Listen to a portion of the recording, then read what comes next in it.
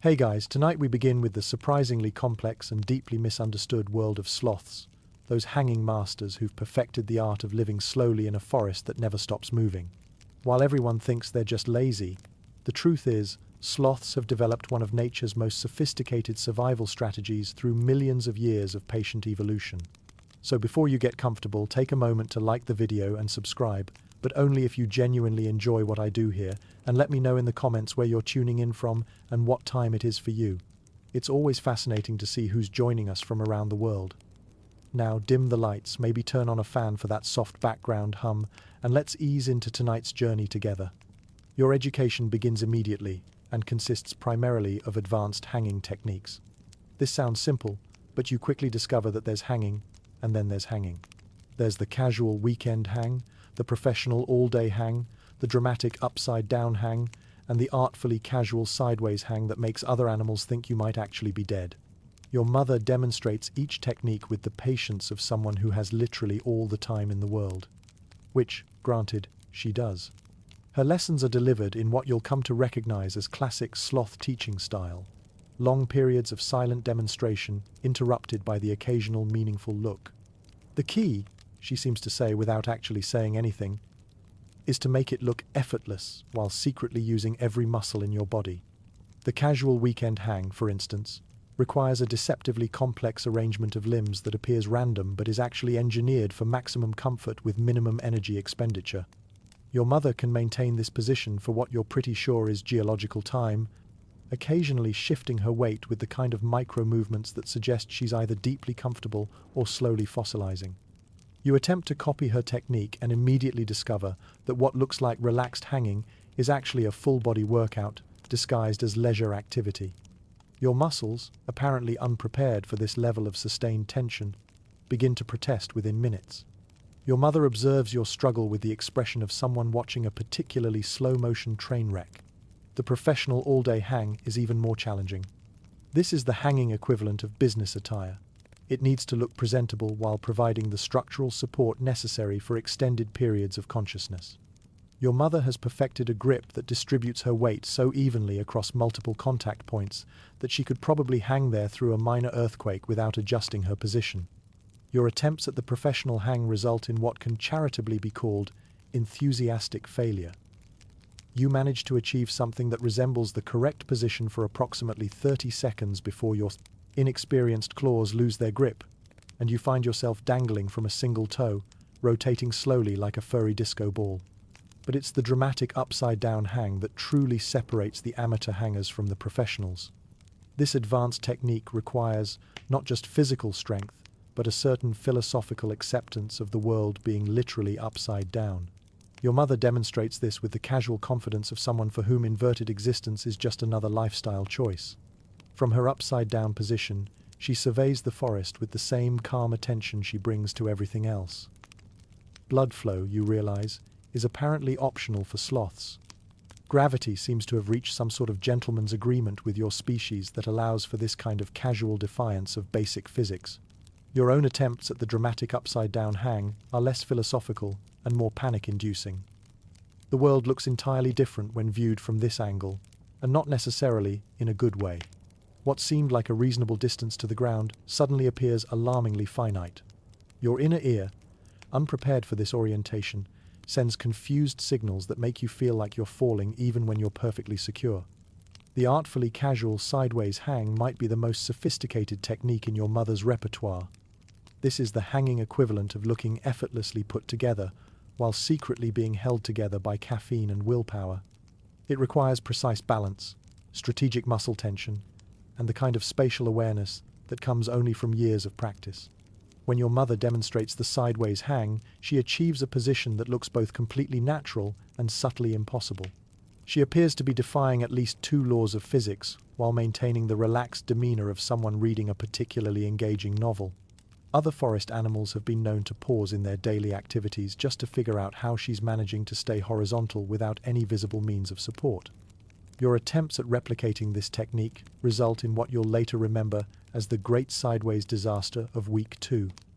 You achieve something that might technically qualify as sideways, hanging for roughly 15 seconds before physics reasserts itself and you find yourself hanging in a position that defies both description and anatomical possibility. Your mother watches these educational disasters with what you're beginning to recognize as infinite patience, seasoned with just a hint of amusement. She seems to understand that mastering the art of hanging is less about immediate success and more about developing the kind of stubborn persistence that will serve you well throughout your sloth career. By week 3, you're ready to try hanging solo. This goes about as well as you'd expect.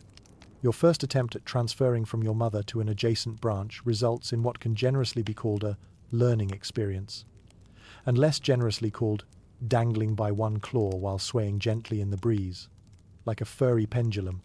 The transition itself seems simple enough in theory. Reach out, grab the new branch, release the old one, adjust position. 4 basic steps that any reasonably coordinated animal should be able to master. Unfortunately, you discover that coordination, like many other useful skills, requires practice to develop. Your reach for the new branch starts promisingly.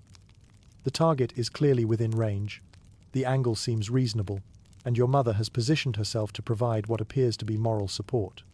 The actual grab goes surprisingly well. Your claws make solid contact with the intended branch. Your grip feels secure, and for a moment you experience what might be described as confidence. It's the release phase where things go spectacularly wrong. Instead of the smooth transition you've observed your mother perform countless times, you manage to create what can only be described as a hanging traffic jam. You're now connected to both branches simultaneously, stretched between them like a living bridge, while your brain tries to figure out which limb is supposed to let go first. The view from this position is actually quite nice. You can see a family of howler monkeys in the distance, apparently engaged in their daily routine of yelling at everything. A morpho butterfly flutters past, its wings catching the light like pieces of living sky. Far below, the forest floor seems to shimmer with mysterious life. Your predicament offers an unexpectedly comprehensive tour of the local canopy ecosystem. From your stretched position, you can observe several bird species going about their daily business with the kind of energetic efficiency that makes you slightly dizzy. A toucan pauses on a nearby branch to regard your situation with what appears to be professional interest. Even the butterflies seem to slow down slightly as they pass, as if your bizarre position has created some sort of scenic viewing opportunity. The wind picks up slightly, adding a gentle swaying motion to your already precarious situation. This transforms your predicament from merely uncomfortable to actively educational. Each gust provides a physics lesson in pendulum motion, momentum transfer, and the structural limits of young sloth joints. You begin to understand why your mother always checks wind conditions before attempting any major positional changes. Your mother watches your predicament with what might be concern or might be mild entertainment. It's hard to tell with sloths. Her expression maintains the same thoughtful calm she brings to leaf selection and weather observation. She might be calculating the optimal intervention strategy, or she might be enjoying a rare moment of entertainment. Possibly both. The rescue, when it finally comes, unfolds with the same deliberate pace that characterizes all sloth activities. Your mother begins her approach with the kind of careful planning usually reserved for military operations. She tests each potential handhold, evaluates multiple approach angles, and appears to run through several contingency scenarios before committing to a rescue strategy. Her actual intervention involves a series of gentle nudges and strategic repositioning that gradually guides you back toward a more sustainable hanging arrangement. The entire process takes approximately 4 minutes and involves the kind of careful deliberation usually reserved for defusing bombs. Each movement is calculated to minimize stress on your overstretched limbs while gradually returning you to a position that doesn't require the structural integrity of a suspension bridge. By the time you're safely repositioned on the original branch, you've gained a new appreciation for the complexity of basic sloth mobility. What appeared to be simple movements are actually carefully choreographed sequences that require precise timing, accurate spatial judgment, and the kind of core strength that comes only from a lifetime of hanging around. Your mother settles back into her preferred position with a slight shift that might indicate satisfaction, or might just be a routine comfort adjustment. She resumes her patient observation of the forest, apparently content to let you process the lessons of your first solo adventure without additional commentary. Choosing where to hang is, it turns out, an art form. Not just any branch will do. You need to consider wind resistance, sun exposure, proximity to food sources, escape routes, though escape in sloth terms is relative, and something your mother refers to through interpretive movement as the general vibe. Your education in real estate evaluation begins with a comprehensive tour of your mother's territory. She guides you through what can only be described as a masterclass in canopy assessment, demonstrating the subtle factors that separate premium hanging locations from mere branches. Her evaluation process involves a complex analysis that would impress professional appraisers. Wind resistance, you learn, is far more complicated than simply avoiding the obviously windy spots. Different branches respond to air currents in ways that depend on their thickness, flexibility, connection to the main trunk, and relationship to surrounding vegetation. Your mother can predict how a particular branch will behave in various weather conditions based on factors that seem almost mystical to your inexperienced eye. She demonstrates this expertise by selecting what appears to be an exposed position that should be uncomfortable in even moderate wind. Within minutes, a breeze picks up that sets nearby branches swaying dramatically while her chosen spot remains remarkably stable. The branch she's selected is apparently positioned in some sort of aerodynamic sweet spot that deflects wind rather than collecting it. Sun exposure requires equally sophisticated analysis. The canopy creates a complex pattern of light and shadow that changes throughout the day and across seasons. What seems like perfect morning sun can become afternoon furnace, while seemingly shaded locations might receive exactly the right amount of filtered light for optimal temperature regulation.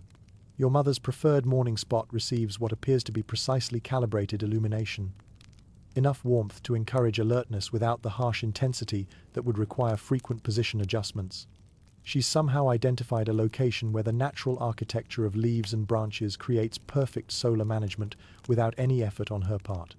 Proximity to food sources involves calculations that go far beyond simple distance. Quality varies significantly between different cecropia trees, and even within individual trees, leaf quality can change based on position, season, and what appears to be completely random variation. Your mother has mapped the territory's food resources with the thoroughness of a nutritionist conducting a comprehensive dietary survey. She guides you past several trees that look perfectly adequate to your untrained eye, pausing at each to demonstrate the subtle signs that indicate substandard dining options. This leaf is too young, that one too old. This entire branch compromised by some form of insect damage that you can't detect, but that apparently renders it unsuitable for discriminating sloth consumption. Escape routes present a particularly complex challenge for creatures whose top speed makes glacial movement look hasty. Traditional escape strategies, running away quickly, are simply not available to sloths.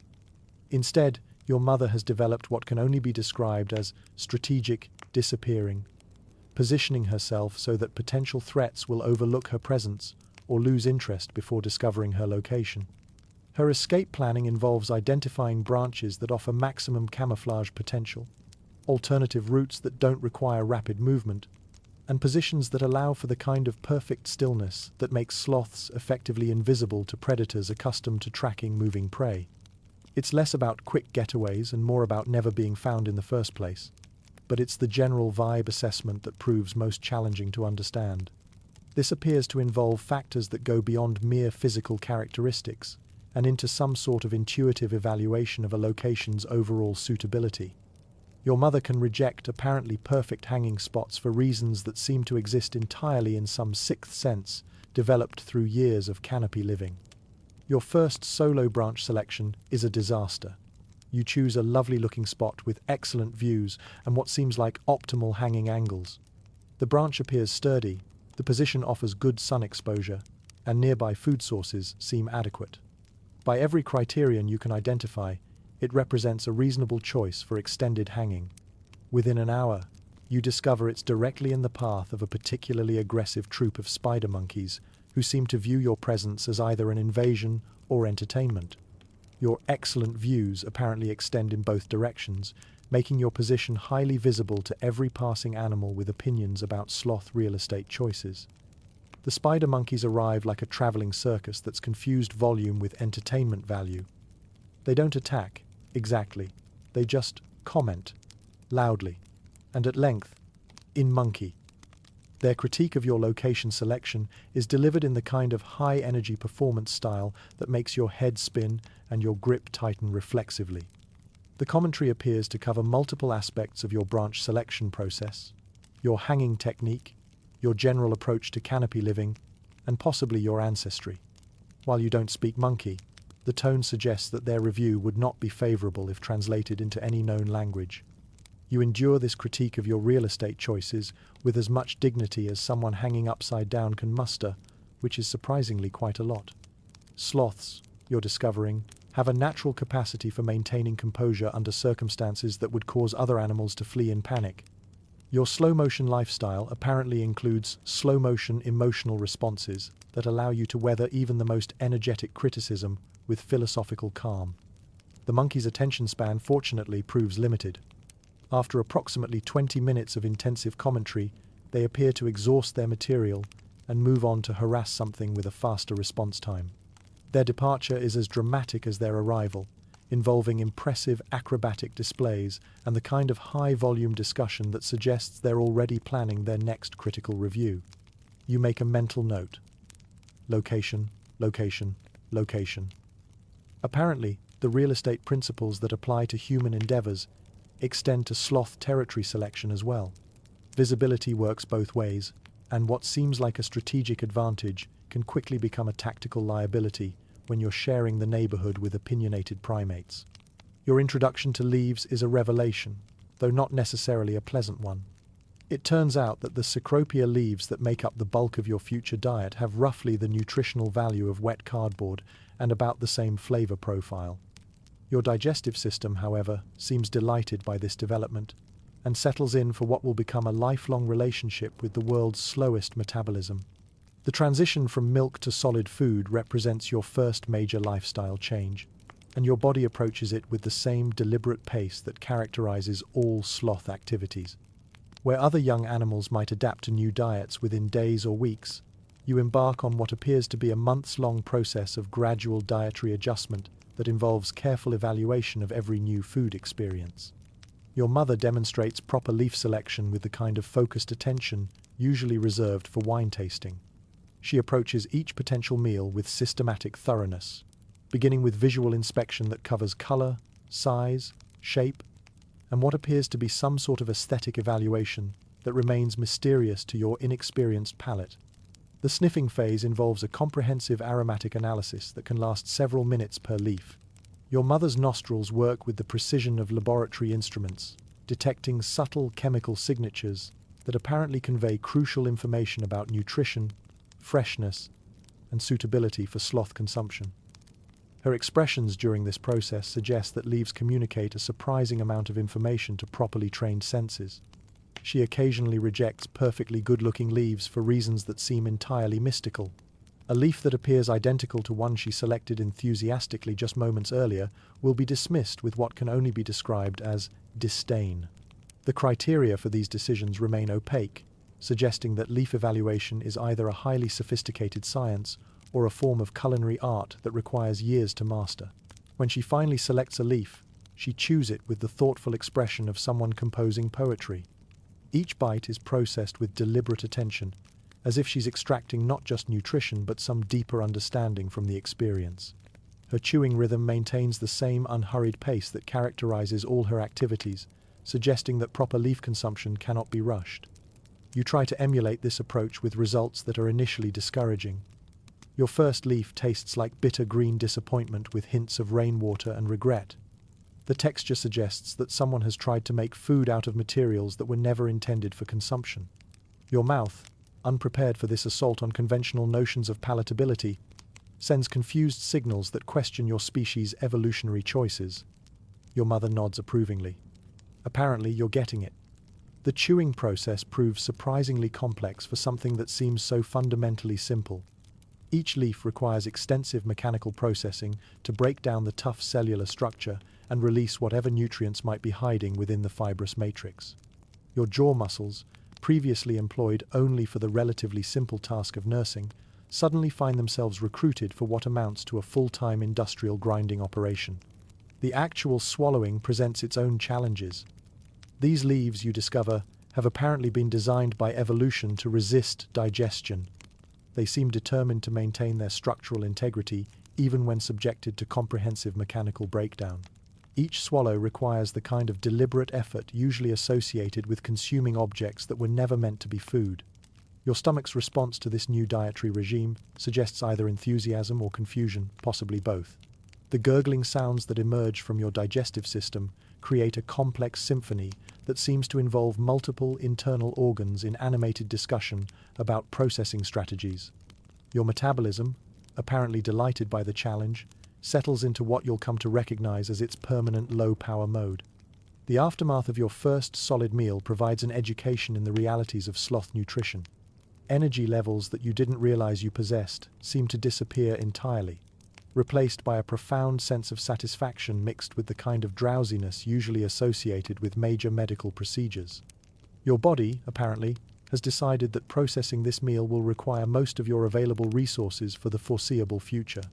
Your mother observes your post-dining stupor with what might be satisfaction or might be relief that you've successfully navigated this crucial developmental milestone. She resumes her own leisurely leaf consumption, apparently content that you've begun the long process of adapting to the low-energy lifestyle that will define your adult existence. Over the following days, your palate gradually adjusts to what can charitably be described as an acquired taste. The bitter disappointment evolves into something more like resigned acceptance, and eventually into what might actually be appreciation for the subtle variations in flavor and texture that distinguish one Cecropia leaf from another. You begin to understand that leaf evaluation is indeed a sophisticated skill that involves not just taste and smell, but an understanding of the complex factors that affect plant chemistry.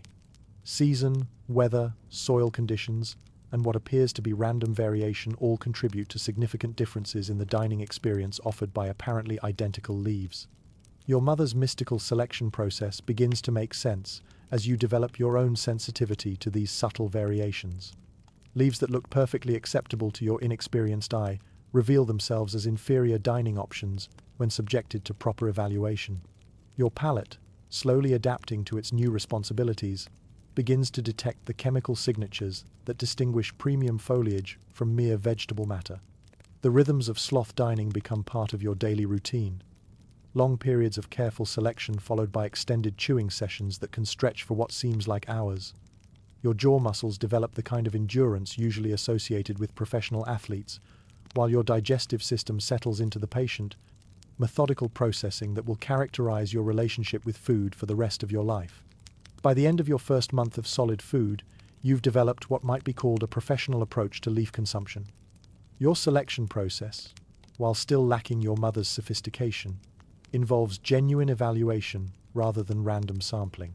Your chewing technique has evolved from desperate grinding to something approaching rhythm, and your appreciation for the subtle pleasures of quality foliage has begun to develop. You're becoming, in other words, a proper sloth.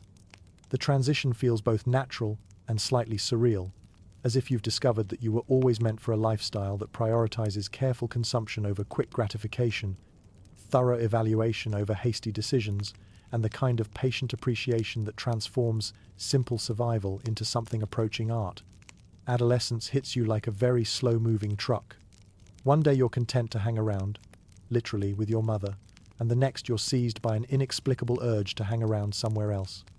This is complicated by the fact that somewhere else is a relative concept, when your top speed is roughly equivalent to that of continental drift.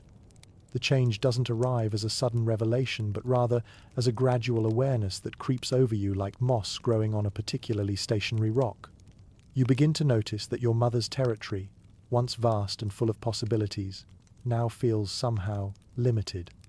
Not confining, exactly, but perhaps lacking the kind of unexplored potential that your developing sloth psyche apparently craves. This restlessness manifests in subtle ways that only a mother sloth would recognize as signs of impending independence. You begin spending longer periods hanging at the very edges of familiar territory, gazing out at distant trees with what might be longing, or might just be the vacant expression that sloths naturally wear when contemplating anything requiring movement. Your hanging positions gradually shift toward what can only be described as dramatically contemplative. Instead of the comfortable, practical arrangements that characterized your early months, You now favor positions that suggest deep thoughts about the nature of existence, the meaning of territory, and whether that particularly attractive Cecropia grove in the distance might offer better opportunities for personal growth. Your mother observes these developments with the patient understanding of someone who has witnessed this transformation before. She doesn't comment directly, sloths rarely do, but her own positioning subtly adjusts to provide what might be moral support or might simply be better viewing angles for the inevitable moment when theory meets reality. Your first attempt at independence involves a dramatic journey to a tree approximately 30 feet away. This epic migration takes the better part of a day and involves careful route planning, multiple rest stops, and a brief existential crisis halfway across a particularly challenging vine bridge. The planning phase alone consumes most of your morning. From your current position, the target tree appears both tantalizingly close and impossibly distant. The direct route involves navigating a complex network of branches and vines that seems straightforward in theory, but reveals increasingly complicated challenges as you analyze each segment of the journey. The first leg requires crossing from your current Cecropia to a neighboring tree via a vine bridge that sways with what appears to be either gentle invitation or ominous warning, depending on your perspective. The vine itself looks sturdy enough, but your engineering assessment capabilities are still developing, and what seems like adequate structural support from a distance may prove optimistic upon closer inspection. Your departure from familiar territory carries the weight of ceremony, though you're the only one treating it as such. Your mother continues her routine leaf evaluation with the same focused attention she brings to everything else, apparently unconcerned by your preparations for what feels like a historic expedition. The actual journey begins with surprising confidence. The first vine crossing goes more smoothly than expected. Your grip feels secure, and the swaying motion that seemed alarming from a distance proves almost pleasant once you adjust to the rhythm. For several minutes, you experience what might be called adventure euphoria, the intoxicating sense that independence is not only possible, but perhaps even enjoyable. The vine bridge that triggers your existential crisis appears innocent enough, a perfectly reasonable connection between two perfectly reasonable trees. What you don't anticipate is the psychological impact of finding yourself suspended above what appears to be an unreasonable amount of empty space, with only your grip strength and questionable navigation skills standing between you and a very long fall. Halfway across this bridge, you pause not just for physical rest, but for what can only be described as a fundamental reassessment of your life choices. The forest spreads out below you in all directions, vast and complex and suddenly overwhelming in its scope. Your destination tree, which seemed so achievable from the safety of familiar territory, now appears to exist in an entirely different ecosystem. The existential crisis manifests as a profound appreciation for the complexity of independent existence. Every decision, which vine to trust, which route to follow, where to rest, carries consequences that extend far beyond immediate comfort. You're no longer operating within the safety net of maternal oversight, but navigating based on your own judgment, which suddenly seems woefully inadequate for the challenges at hand. You hang there for what might be minutes or might be hours, processing the full implications of self-reliance, while a family of toucans provides background commentary that sounds distinctly amused. Eventually, the practical necessity of reaching solid ground motivates you to continue, but the moment marks a fundamental shift in your understanding of what independence actually requires. The destination tree, when you finally reach it, turns out to be occupied by an iguana who seems mildly offended by your presence. Not enough to actually move, mind you, but enough to occasionally open one eye and regard you with the kind of disdain usually reserved for tourists who don't tip. The iguana's territorial claim appears to be based more on precedent than effort.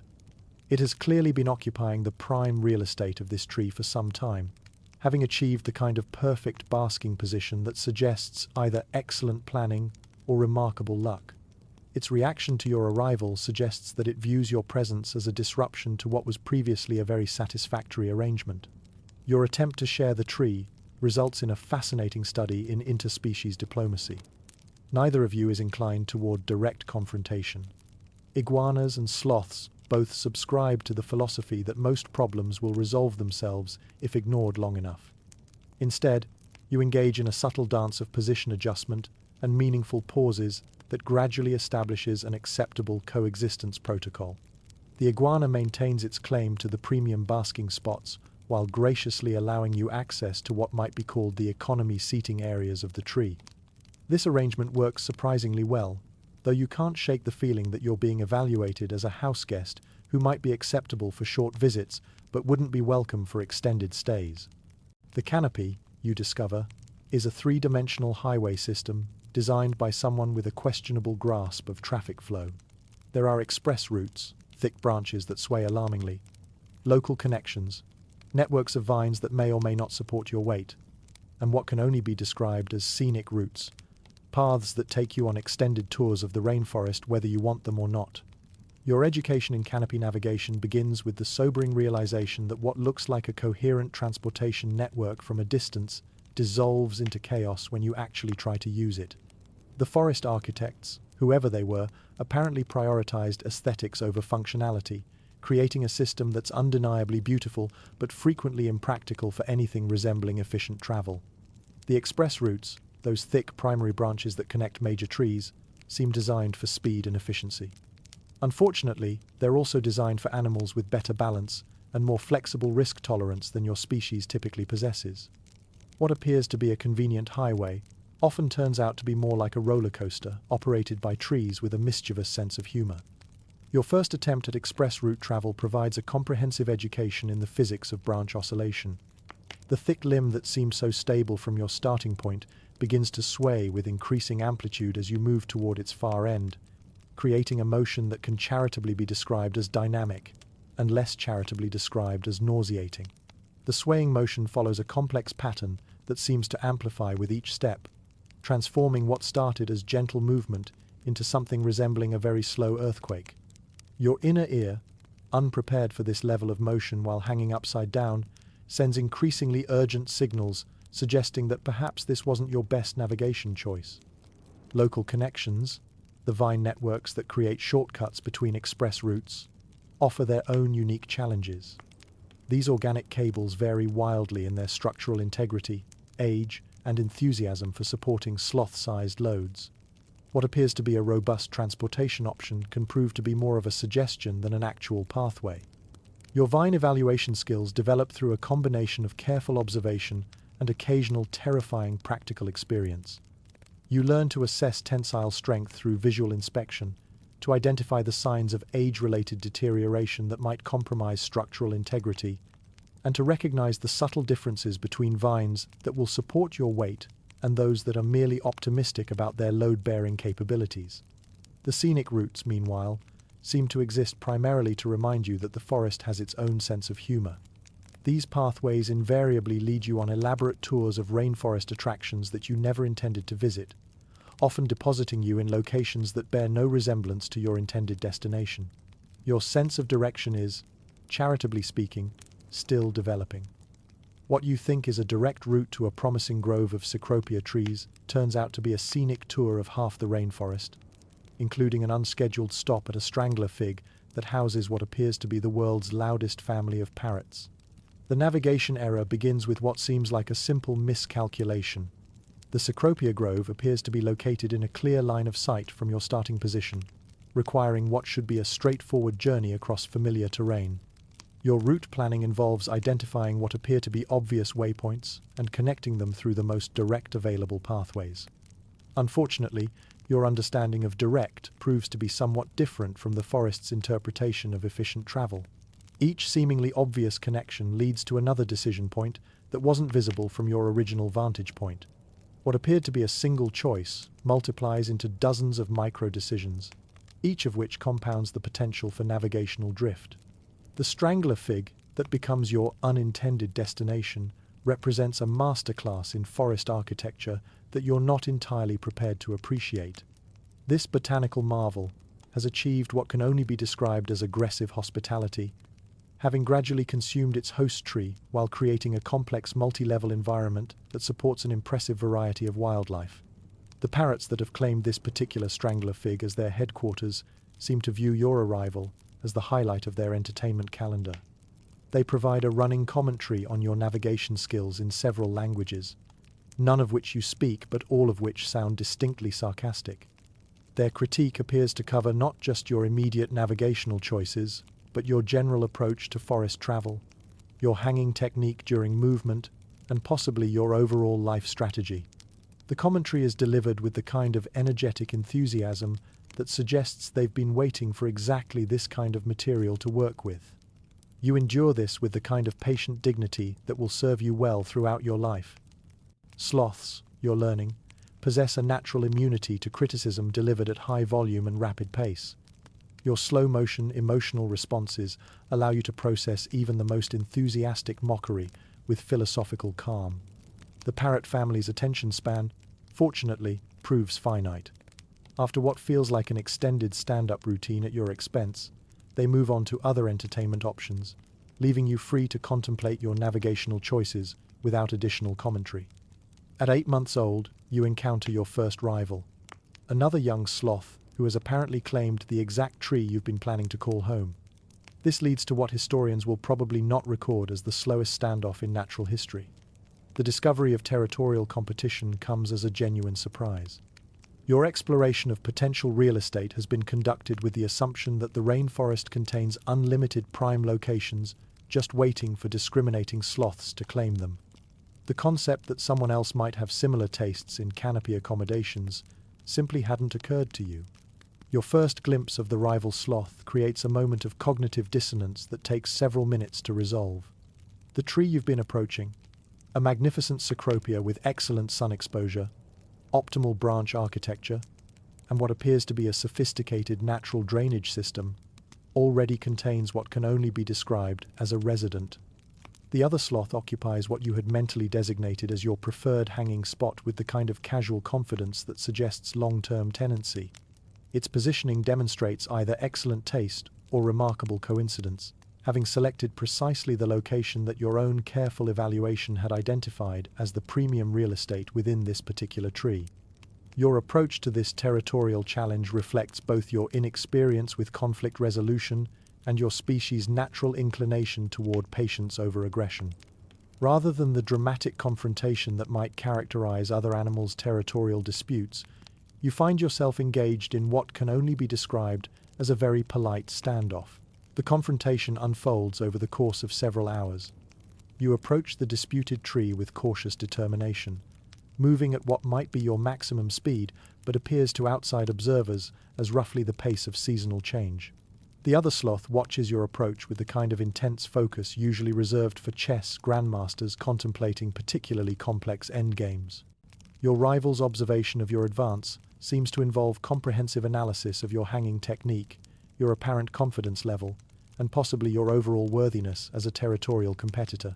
Its expression maintains the same thoughtful calm that characterizes all sloth interactions, revealing nothing about its assessment of the developing situation.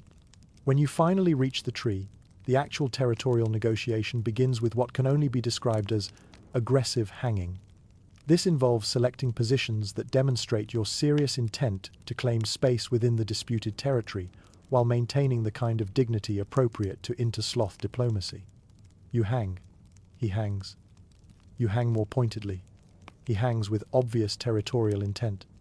This continues until you both seem to forget what you were competing for and end up sharing the tree in a sort of accidental truce. The hanging competition develops its own internal logic that becomes increasingly divorced from the original territorial dispute. Each position adjustment seems to require a response that escalates the sophistication of the hanging techniques being deployed. What began as simple space claiming evolves into something approaching performance art. Your rival demonstrates hanging positions that you hadn't realized were possible, creating arrangements that appear to defy both gravity and anatomical limitations. In response, you attempt increasingly elaborate configurations that stretch your own physical capabilities while maintaining the appearance of casual confidence. The standoff reaches its peak when both of you achieve simultaneously impressive hanging positions that effectively neutralize each other's territorial claims. You're both occupying the tree with equal sophistication, creating a situation where neither sloth can claim clear superiority without appearing ungracious. The resolution comes not through decisive victory, but through mutual exhaustion and what might be growing respect for each other's hanging abilities.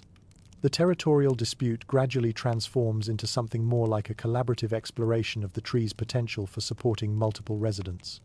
By sunset, You've established what can only be described as a time-sharing arrangement. Your rival maintains claim to the premium morning spots, while graciously allowing you access to the equally desirable afternoon positions. This division of resources works surprisingly well, creating a territorial solution that maximizes the tree's utility for both parties. You discover that your greatest superpower is not speed, obviously, or strength, questionable, but the ability to become so still that you essentially disappear. This skill proves invaluable when a harpy eagle takes up residence in a nearby tree and begins conducting what appears to be a census of potential lunch options.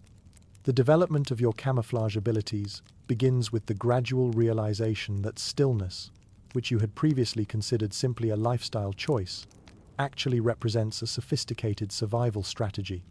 Your natural inclination toward minimal movement turns out to have practical applications that extend far beyond energy conservation. Your first lesson in practical camouflage comes courtesy of a harpy eagle whose hunting methods involve the kind of systematic observation that would impress professional surveillance specialists.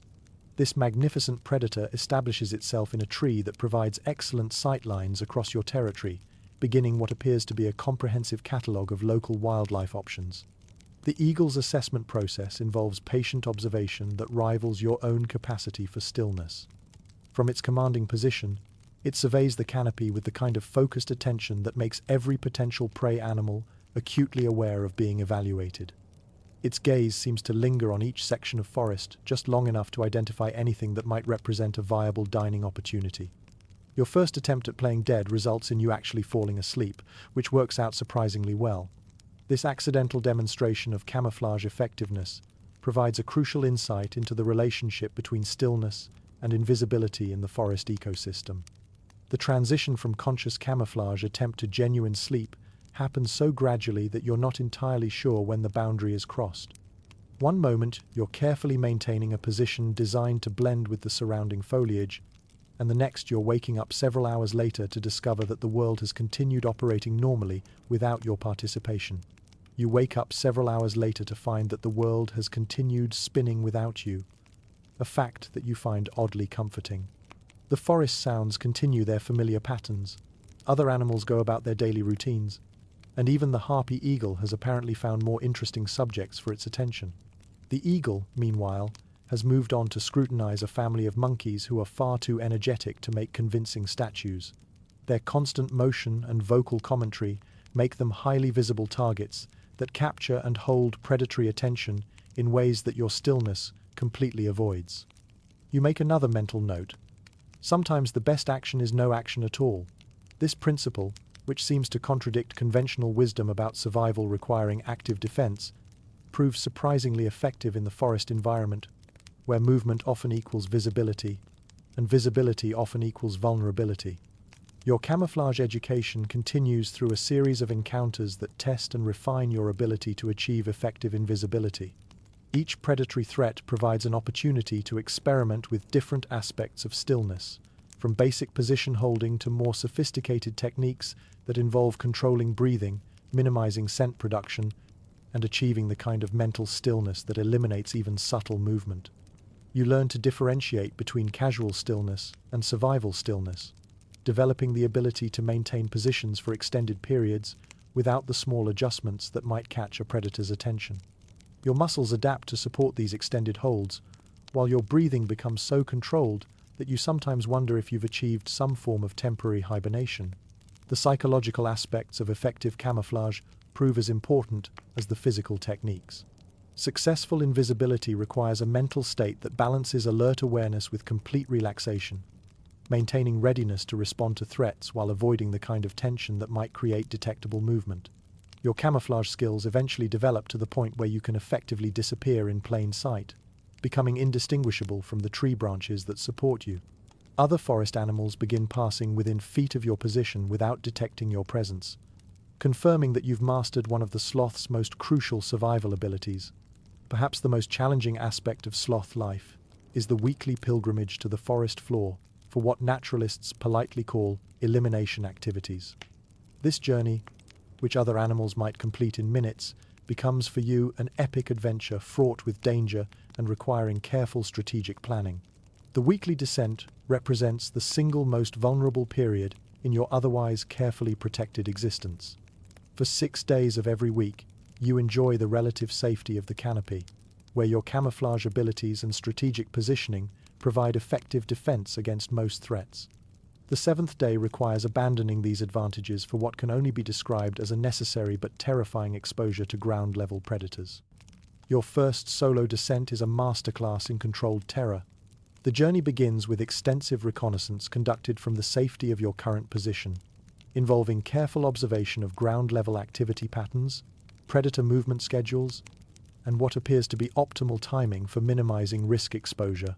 The planning phase consumes most of your morning, as you analyze every aspect of the descent route, identify potential emergency climbing positions, and attempt to predict the forest floor conditions you're likely to encounter.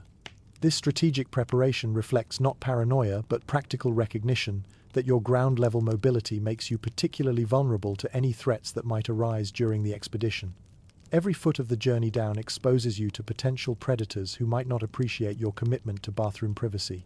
The descent itself becomes an exercise in controlled panic, as each movement takes you further from the safety of the canopy and closer to the bright, open, alarmingly spacious world of the forest floor.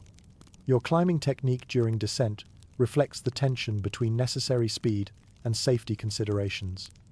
Moving too quickly increases the risk of falls or navigation errors that could prove catastrophic, while moving too slowly extends your exposure to observation by potential predators who might find your vulnerable position attractive. The forest floor, when you finally reach it, seems unnaturally bright and alarmingly spacious after months in the intimate confines of the canopy. The open space creates a sense of exposure that your canopy-adapted senses find overwhelming, while the different quality of light and sound creates an environment that feels alien despite being part of the same ecosystem you observe daily from above. Ground-level navigation requires entirely different skills than canopy travel.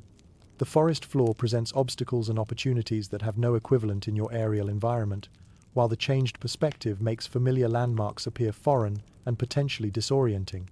The actual business of the trip is completed with the efficiency of someone who really wants to get back to the safety of the trees.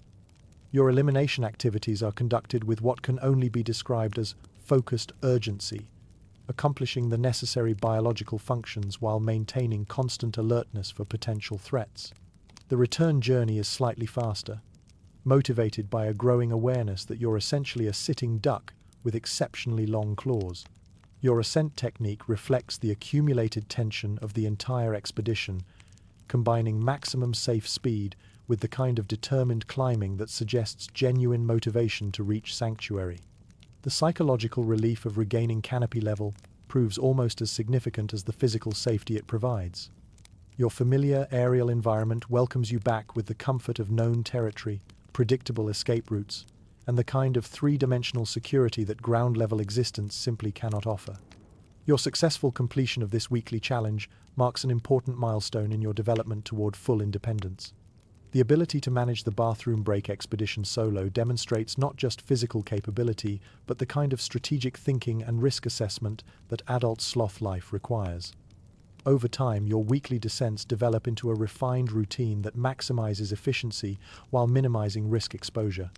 You establish optimal timing based on predator activity patterns, develop preferred routes that offer the best combination of speed and safety, and create contingency plans for various emergency scenarios that might arise during the expedition. The weekly bathroom break eventually becomes less terrifying and more routine, though it never loses its character as the most challenging regular activity in your otherwise peaceful existence.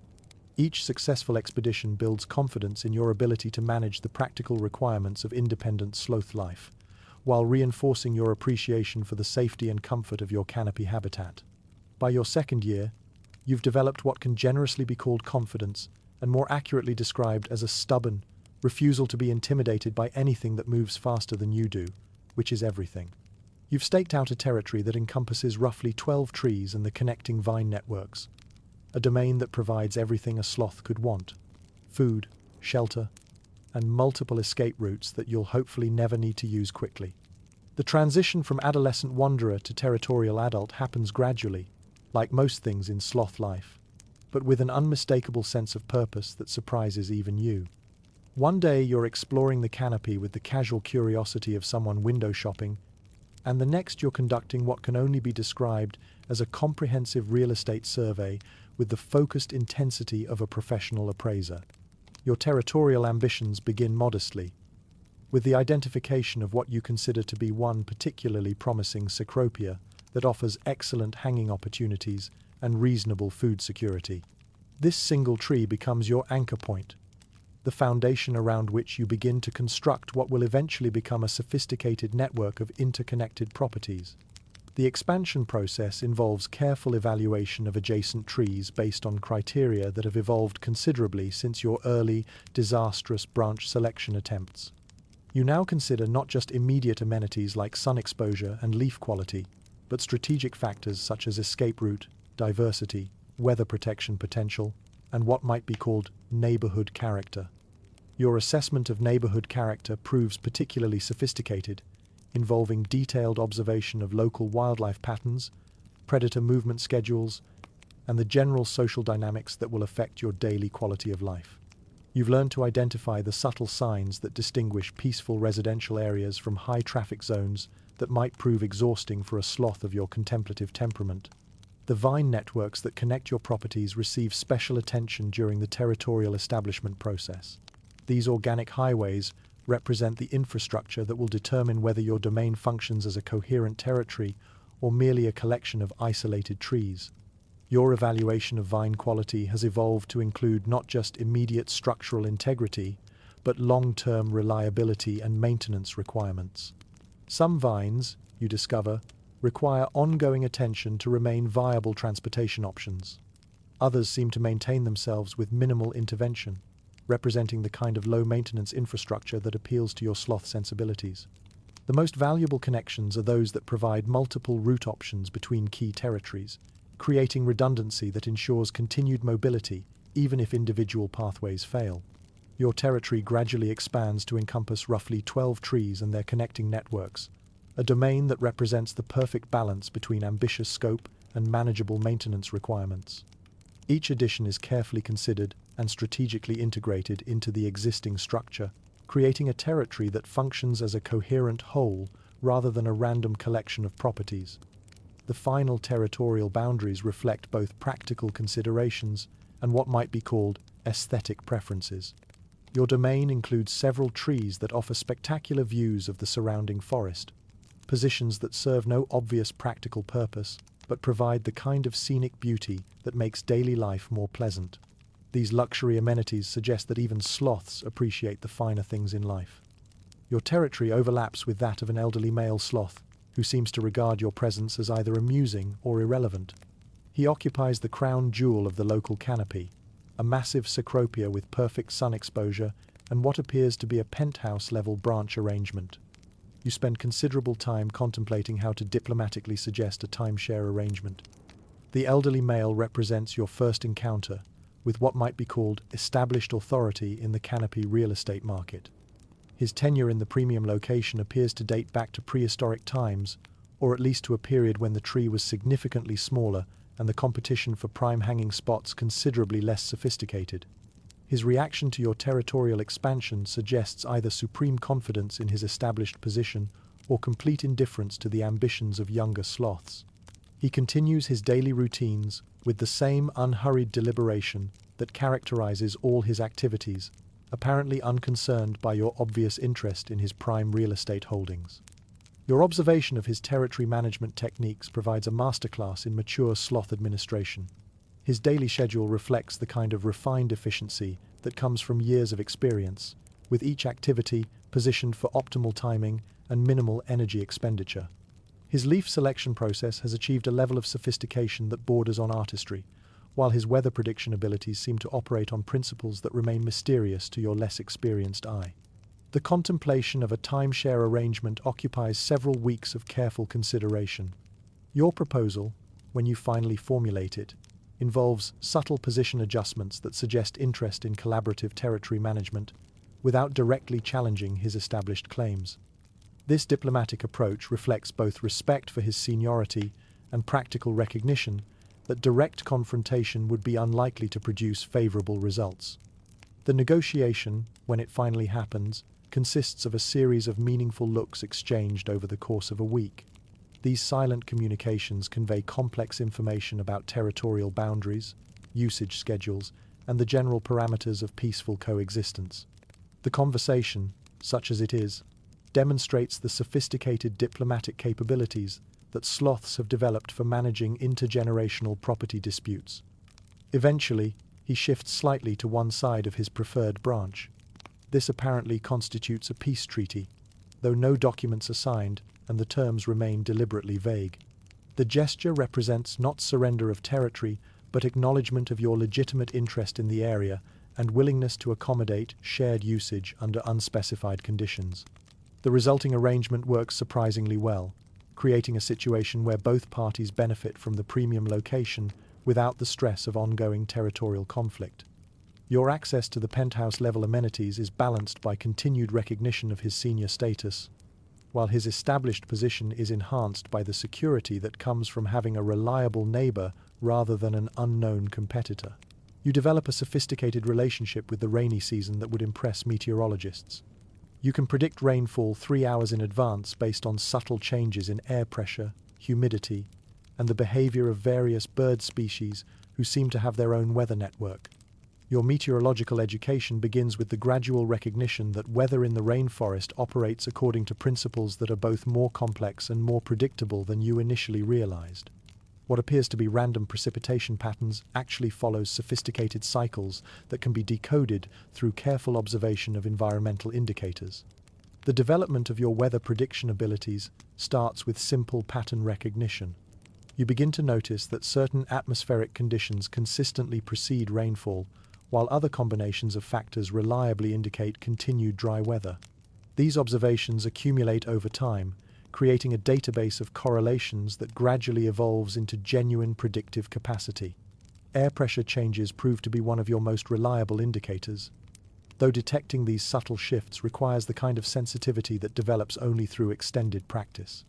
Your ears, apparently designed for more than just basic hearing, become capable of detecting the minute pressure variations that precede weather changes by several hours.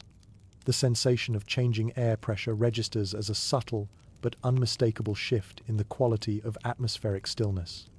Normal pressure creates a particular feeling of environmental equilibrium that you learn to recognize as the baseline for stable weather conditions. Deviations from this baseline, whether increases or decreases, provide early warning of approaching atmospheric disturbances. Humidity variations offer another layer of predictive information, though interpreting these changes requires understanding the complex relationship between temperature, moisture content, and atmospheric circulation patterns. Your skin becomes increasingly sensitive to subtle variations in air moisture that precede both the development and dissipation of rain-bearing cloud formations. The most fascinating aspect of your weather prediction system involves the behavioral patterns of various bird species who seem to have their own weather network. Different species react to approaching weather changes according to their own environmental sensitivities, creating a complex information system that provides both immediate forecasting and longer-term atmospheric trend analysis. Toucans, you discover, become increasingly vocal approximately 4 hours before significant rainfall, apparently responding to atmospheric pressure changes that affect their foraging efficiency. Their calls shift from routine territorial announcements to what can only be described as weather bulletins, providing detailed information about the intensity and duration of approaching precipitation. Parrots demonstrate even more sophisticated weather awareness, adjusting their flight patterns and social behaviors based on atmospheric conditions that remain invisible to less sensitive observers. Their pre-storm positioning involves strategic relocation to sheltered areas that suggest detailed understanding of wind pattern development and rainfall intensity variations. Your first major storm survival becomes the stuff of personal legend. You select what seems like perfect shelter, a thick canopy of leaves that should provide excellent coverage. Unfortunately, you fail to account for the fact that your chosen tree is apparently a lightning rod with delusions of grandeur. The shelter selection process involves careful evaluation of multiple potential locations based on criteria that seem comprehensive at the time. Your chosen position offers excellent overhead protection from rainfall, strategic positioning that should minimize wind exposure, and convenient access to food sources that would allow you to remain comfortably in place throughout the storm duration. The canopy density appears ideal for deflecting even heavy rainfall, while the branch architecture provides multiple secure hanging positions that should accommodate various storm intensities. Your weather prediction system indicates approaching precipitation of moderate intensity and relatively short duration, suggesting that your shelter choice represents appropriate preparation for manageable conditions. What your weather analysis fails to predict is the tree's apparently magnetic relationship with atmospheric electrical activity. The massive cecropia that provides such excellent shelter also presents what lightning apparently considers an irresistible target, creating a situation where your perfect storm shelter becomes the forest's preferred location for electrical discharge. The storm, when it arrives, transforms your peaceful canopy into something resembling a washing machine filled with very aggressive water. The rainfall intensity exceeds your predictions by what can only be described as several orders of magnitude, while wind patterns create atmospheric conditions that seem designed specifically to defeat canopy-based shelter strategies. Your carefully selected position becomes the center of what feels like a localized natural disaster. Rain doesn't fall so much as attack from multiple directions simultaneously, while wind patterns create a swirling vortex effect that eliminates any possibility of finding a genuinely sheltered position within the tree's structure. The lightning component of the storm provides an education in electrical phenomena that you never requested and certainly never wanted. Each strike illuminates the entire forest with the kind of brilliant intensity that makes you question the wisdom of occupying the tallest tree in the immediate area. The accompanying thunder arrives with volume levels that seem designed to test the structural integrity of your grip strength. You spend 12 hours being thoroughly rinsed while maintaining your grip on a branch that seems determined to shake you loose. The endurance required for this extended hanging session exceeds anything in your previous experience, requiring not just physical strength but the kind of mental focus that transforms survival from mere instinct into something approaching meditation. By morning, you're clean, exhausted, and significantly more humble about your weather prediction abilities. The storm's aftermath reveals a forest that has been thoroughly rearranged by the previous night's atmospheric violence, while your own condition suggests that future shelter selection should involve more comprehensive criteria than simple overhead protection. The experience provides valuable lessons about the limitations of weather prediction and the importance of maintaining multiple contingency plans for atmospheric emergencies. Your forecasting abilities, while generally reliable for routine weather patterns, prove inadequate for predicting the kind of exceptional events that can transform ordinary storms into memorable survival challenges. You begin to notice that the rainforest has a surprisingly active social scene, most of which happens at speeds that make your head spin.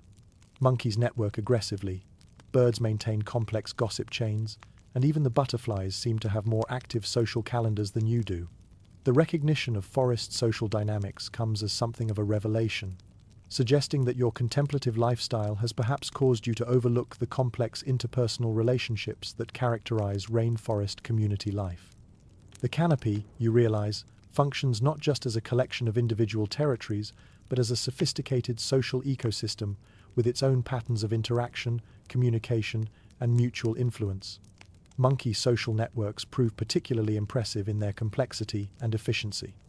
These energetic primates have apparently developed communication systems that allow for real-time information sharing across vast areas of forest, creating what amounts to a biological internet that keeps everyone informed about territorial changes, food source availability, and potential threats.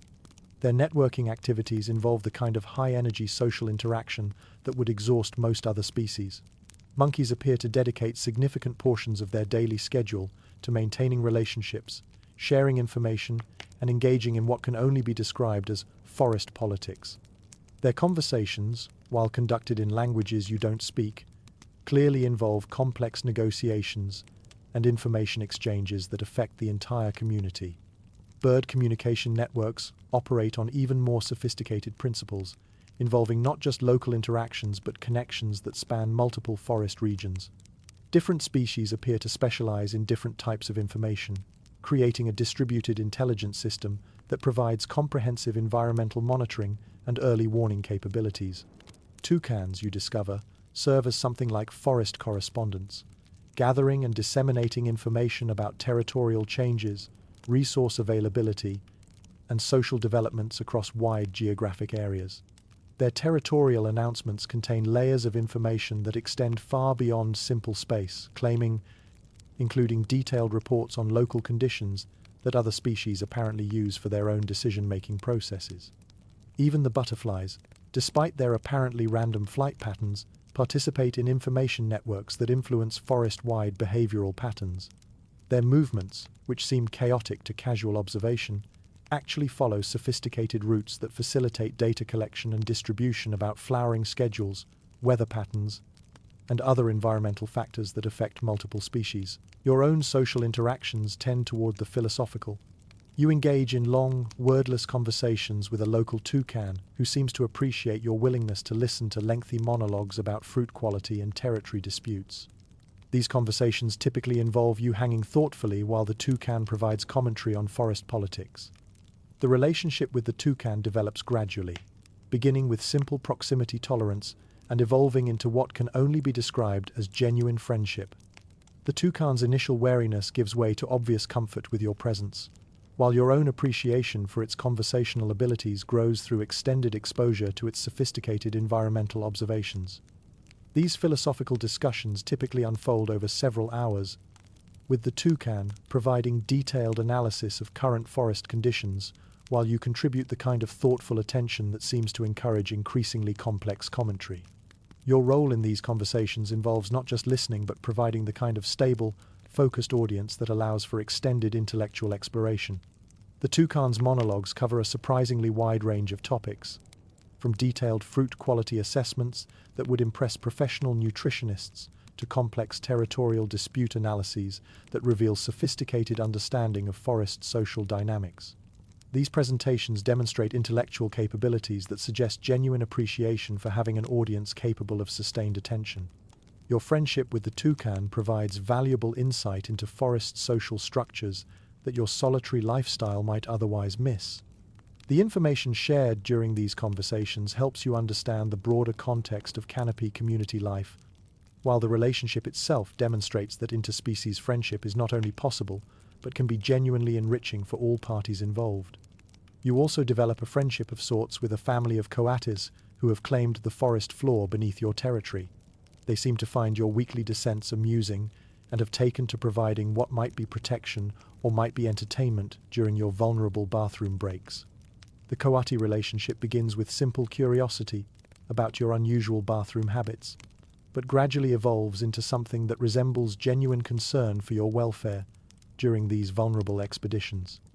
Their initial observation of your weekly descents appears motivated by simple entertainment value, but their behavior increasingly suggests awareness of your defenseless position and willingness to provide assistance. Their protection services, such as they are, involve positioning themselves strategically around your bathroom area to provide early warning of potential threats. Whether this represents intentional bodyguard service or simply coincidental positioning remains unclear, but the effect is to create a security perimeter that significantly reduces your stress levels during these necessary but dangerous excursions. The coati's reaction to your bathroom routine suggests that your weekly descents have become something of a scheduled entertainment event for the local ground-dwelling community. Their anticipation of your arrival indicates that your bathroom breaks occur with sufficient regularity to allow for advanced planning, while their obvious amusement suggests that sloth bathroom habits strike other species as inherently comic. This relationship provides valuable insight into the cross-species community that exists at ground level, while demonstrating that even the most basic biological functions can become the foundation for interspecies friendship. The coatis' protective presence transforms your most vulnerable activity into a social occasion that highlights the collaborative potential that exists within forest communities. Love, when it finally arrives, moves at a pace that makes Glacial seem hasty. You spot her from across the canopy, a female sloth whose hanging technique suggests both confidence and artistic flair. She occupies a territory adjacent to yours, close enough to observe but far enough away to maintain mystery. The discovery of romantic possibility comes as both an unexpected development and a natural progression in your adult development. Your territorial establishment and social skill development have apparently prepared you for the complex challenges of inter-sloth courtship, though nothing in your previous experience has equipped you for the particular anxieties that accompany romantic interest. Your first glimpse of the potential romantic partner occurs during routine territorial patrol activities when movement in a neighboring tree catches your attention with unusual persistence. The movement patterns suggest another sloth, but the grace and apparent confidence of the hanging technique immediately distinguish this individual from the various other sloths you've encountered during your territorial expansion. Her hanging style demonstrates the kind of effortless sophistication that comes from years of experience combined with natural talent. Each position change flows smoothly into the next, creating sequences that appear choreographed, despite being clearly practical responses to changing environmental conditions. Her territorial management seems to involve not just efficient resource utilization but genuine aesthetic consideration, creating arrangements that are both functional and visually impressive. The territory she occupies reflects the same sophisticated approach to canopy living that characterizes her hanging technique. Her property selection demonstrates excellent judgment in real estate evaluation, while her territorial organization suggests the kind of systematic thinking that creates both efficiency and beauty in daily living arrangements. Your initial observation of her domain reveals a level of territory management that exceeds even your own recently developed standards. Her food source cultivation appears to involve strategic planning that ensures consistent quality and availability, while her shelter arrangements demonstrate sophisticated understanding of weather pattern management and predator avoidance strategies. Your courtship strategy involves what can only be described as aggressive proximity. You begin hanging in locations that offer optimal viewing angles of her domain while maintaining plausible deniability about your intentions. This goes on for weeks. The development of your courtship approach reflects both genuine romantic interest and uncertainty about appropriate sloth dating protocols. Your strategy involves gradual positioning adjustments that bring you increasingly close to her territory without actually crossing established boundaries or creating obvious territorial challenges. Your hanging positions during this courtship phase require careful calculation to achieve optimal observation opportunities while avoiding the appearance of territorial aggression or inappropriate surveillance. Each location must provide clear sight lines to her domain while maintaining sufficient distance to preserve her privacy and your own reputation as a respectful neighbor. The sustainability of this approach depends on identifying hanging positions that offer long-term viability for extended observation sessions. Your courtship activities require locations that provide comfort for multi-hour hanging sessions while maintaining the casual appearance of routine territorial maintenance rather than focused romantic attention. The psychological challenges of maintaining plausible deniability while conducting obvious surveillance prove surprisingly complex. Your courtship behavior must appear coincidental despite being carefully planned, while your obvious interest must be balanced against the risk of appearing desperate or territorially aggressive. She, meanwhile, seems either oblivious to your presence or monumentally unimpressed by your hanging skills. She continues her daily routine with the kind of focused attention that suggests either deep concentration or deliberate ignoring. Her apparent lack of response to your courtship efforts creates significant uncertainty about both your romantic prospects and your approach strategy. The possibility that she hasn't noticed your increased presence seems unlikely given the proximity of your territories, while the alternative explanation that she has noticed, but remains unimpressed, presents its own challenges for future courtship planning. Her daily routine continues with the same systematic efficiency that initially attracted your attention, suggesting either genuine obliviousness to your romantic interest or remarkable self-discipline in maintaining normal activities despite awareness of being observed. Her hanging technique remains consistently impressive, creating ongoing attraction while providing no clear indication of reciprocal interest. The focused attention she brings to routine activities could indicate deep concentration that genuinely prevents awareness of your courtship efforts, or it could represent deliberate strategy for managing unwanted romantic attention. The ambiguity of her response makes it impossible to determine whether persistence or withdrawal would be the more appropriate courtship strategy. Your own uncertainty about her awareness creates increasing psychological complexity in your courtship approach. Each day of continued observation without clear response raises questions about the effectiveness of your strategy while intensifying both your romantic interest and your frustration with the ambiguous nature of sloth communication protocols. The breakthrough comes when you accidentally fall asleep in a position that creates the perfect silhouette against the evening sky. She notices. For approximately 30 seconds, she watches you with what might be interest. Then she returns to her leaves, but you're pretty sure you detected a slight uptick in the rhythm of her chewing. The accidental nature of this romantic breakthrough highlights the unpredictable elements that characterize sloth courtship dynamics. Your carefully planned positioning strategies prove less effective than an unintentional arrangement that occurs during a moment of complete unconsciousness, suggesting that sloth romance operates according to principles that differ significantly from more conventional courtship approaches. The sleeping position that finally captures her attention involves what can only be described as accidental artistic positioning. Your unconscious arrangement against the evening sky apparently creates a silhouette that demonstrates your physical proportions and hanging capabilities more effectively than any deliberate display you've attempted during weeks of conscious courtship effort. Her response, while brief, represents the first clear indication that she has not only noticed your presence, but finds something about it worthy of sustained attention.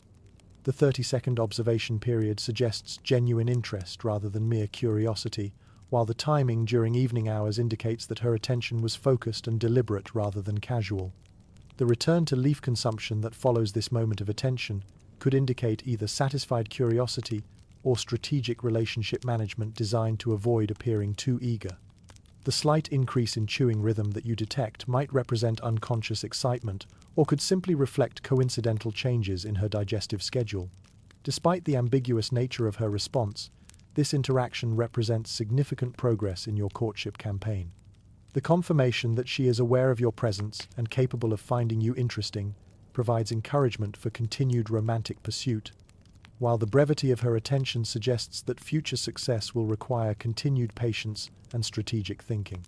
Your interpretation of this breakthrough moment reflects both optimism about romantic prospects and realistic recognition of the extended timeline that sloth courtship apparently requires.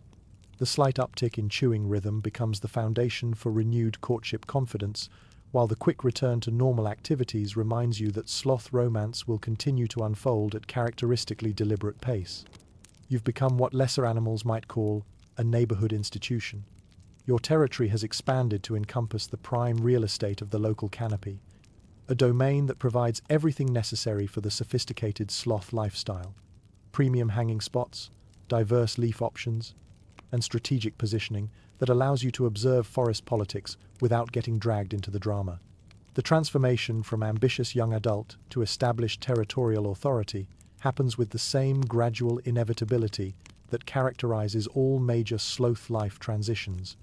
One season you're still proving yourself as a competent but unremarkable territory holder, and the next you've somehow achieved the kind of canopy dominance that other sloths discuss in hushed, respectful tones. Your territorial expansion during these prime years reflects not aggressive acquisition but strategic consolidation of opportunities that present themselves through the natural cycles of forest life. Neighboring territories become available through retirement, relocation, or the mysterious disappearances that occasionally affect even the most careful canopy residents. Your response to these opportunities demonstrates the kind of mature judgment that separates established adults from ambitious youngsters. Each new addition to your domain undergoes comprehensive evaluation that goes far beyond the basic criteria of your earlier territorial development. You now consider factors that would have seemed impossibly sophisticated during your adolescent expansion: microclimate variations, seasonal resource fluctuations, long-term maintenance requirements, and the subtle aesthetic qualities that distinguish premium real estate from merely functional hanging space. Your territory management philosophy has evolved to emphasize sustainable development over maximum expansion. Rather than claiming every available tree within your operational range, you focus on creating a carefully curated collection of properties that work together as a coherent system. Each location serves specific purposes within your overall lifestyle strategy, while maintaining the flexibility necessary for adapting to changing conditions. The premium hanging spots that anchor your territorial network represent the culmination of years of real estate experience. These positions offer not just comfort and security, but the kind of environmental integration that allows you to function as a natural part of the forest ecosystem rather than merely an occupant of available space. Your best locations seem to have been designed specifically for sloth habitation, though you suspect this impression results from your own refined appreciation for optimal positioning. Your reputation precedes you. Younger sloths regard your territory with the kind of respect usually reserved for national monuments. You've become the sloth that other sloths point to when discussing proper hanging technique and optimal leaf selection. This status comes with responsibilities, most of which involve looking wise while hanging upside down. The development of your reputation as a canopy authority figure happens without conscious effort on your part, emerging naturally from the consistent quality of your territorial management and the obvious success of your lifestyle strategies.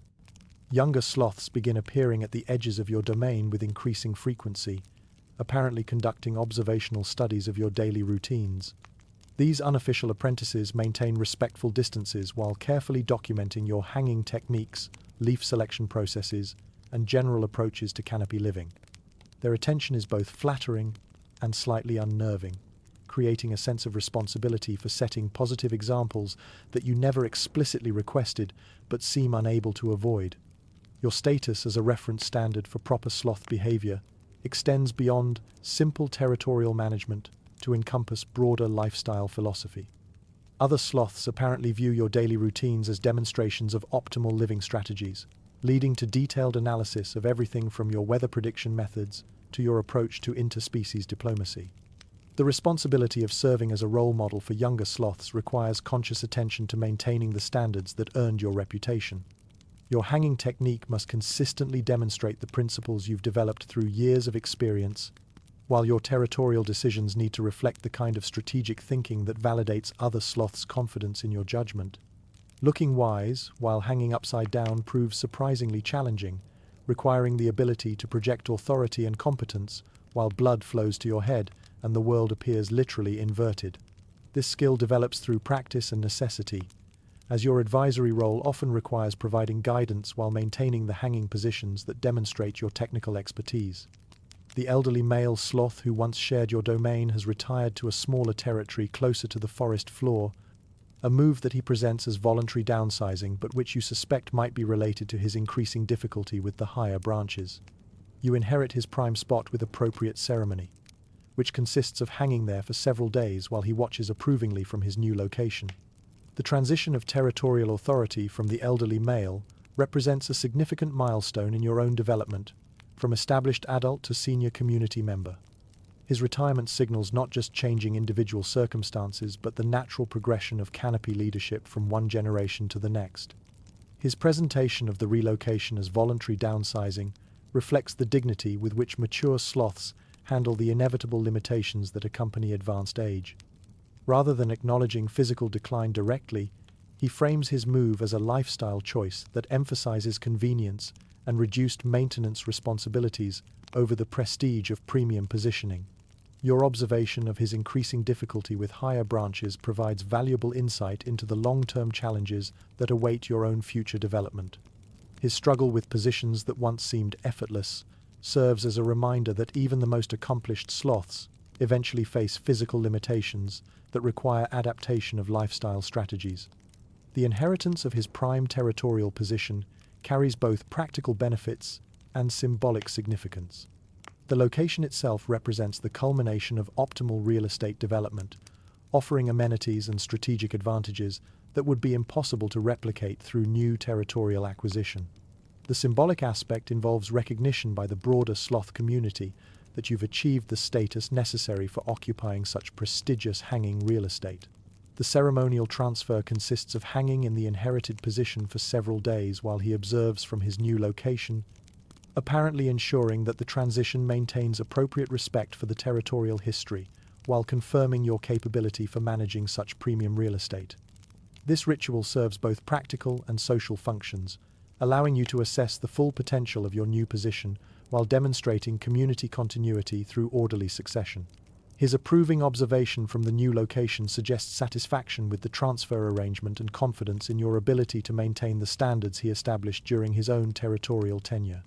This endorsement carries significant weight within the local sloth community, validating your status as a worthy successor to one of the canopy's most respected senior residents.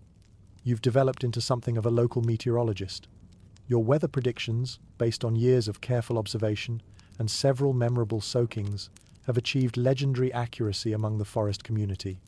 Other animals have learned to watch your behavior for early warning signs of incoming storms. The evolution of your weather prediction abilities, from basic pattern recognition to sophisticated atmospheric analysis, represents one of your most significant adult achievements. Your forecasting system now incorporates multiple layers of environmental data, creating prediction capabilities that exceed those of many professional meteorological services. Your atmospheric pressure sensitivity has refined to the point where you can detect weather changes with precision that sometimes surprises even you. The subtle variations in air density that precede different types of precipitation patterns register as distinct sensations that allow you to predict not just the timing of weather events, but their intensity, duration, and probable impact on local forest conditions. Temperature gradient analysis has become another crucial component of your forecasting methodology.